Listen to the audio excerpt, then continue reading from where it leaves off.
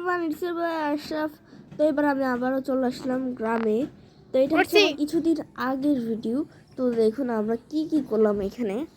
এখানে হচ্ছে আমরা একটা আপুর কাছে যাচ্ছিলাম। আমাদের সে হচ্ছে গ্রামে থাকে, প্রতিবার আসলে আমরা তার সাথে দেখা করি।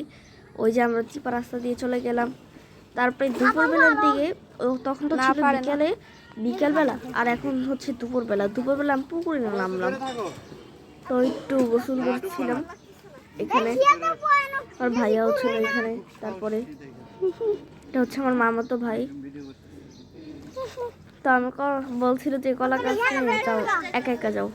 বলি যে না না, ভয় লাগে আমার, যদি কলা গাছ নিয়ে একবার ডুবে যাই তাহলে কি হবে। তারপরে ও আবার নামলো, বলছে যে আচ্ছা এবার আমি নিয়ে যাই তোমাকে। তারপরে আমি কলা গাছ ভালো করে তুললাম।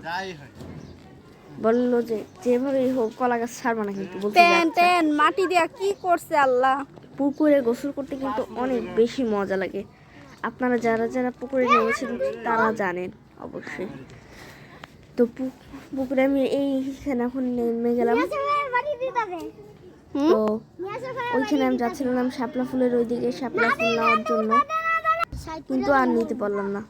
তারপরে লাস্টে আমরা দুজন সাঁতার কাটতে কাটতে ওই গেলাম একবারে।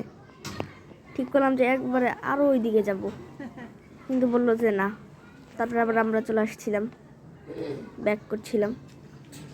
তো ছবি তুলছিল এখানে আমার। তো বললো যে পোজ দিতে, কিন্তু পোজ দিতে তো পারবো না, হাত পিছলে চলে পড়ে যাবো আমরা। তো এইখানে এর মধ্যে আমাদের পুকুরের পানিটা নোংরা হয়ে গেল, একটু বেশি চাপাচাপি করছিলাম। ওই যে দেখুন আবার আমাকে বললো যে বানারো না কেন, বলি যে নাড়াইতেছি তো, আমি পানির ভিতরে নাড়াইতেছি। তো এই যে আমরা আবার ওইখানে চলে গেলাম, এবার আবার ব্যাক করছিলাম আমরা। তো এখানে আমি যে সাঁতার কাটি, আমার খুব ভালো লাগে এখানে সাঁতার কাটতে।